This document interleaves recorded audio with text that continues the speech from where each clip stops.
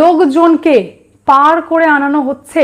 আর এটাও আপনাদেরকে জানিয়ে দিই যে মুখ্যমন্ত্রীর এই বক্তব্য নিয়ে কেন্দ্রে পর্যন্ত আলোচনা হয়েছে, যেখানে পরিষ্কারভাবে এটা বলা হয়েছে যে নিজের এখতিয়ারের বাইরে গিয়ে কথা বলছেন মুখ্যমন্ত্রী মমতা ব্যানার্জি। কারণ এটা ইউএসএ নয়, ইউএসএ নয় যেখানে স্টেট গুলো একত্রিত হয়ে দেশ হয়নি, এখানে স্টেটকে পুরো পাওয়ার দেওয়া হয় না। এটা ইন্ডিয়া অর্থাৎ ভারত।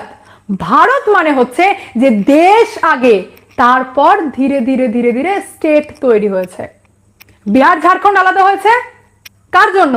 কেন্দ্রর সেই রকম তাকত রয়েছে, কেন্দ্রই পারে, সেই কারণেই কেন্দ্রর সেই জোরটা আছে বা কেন্দ্রর কাছে সেই পাওয়ারটা আছে, এক কথায় বলতে গেলে তার জন্য আলাদা করেছে।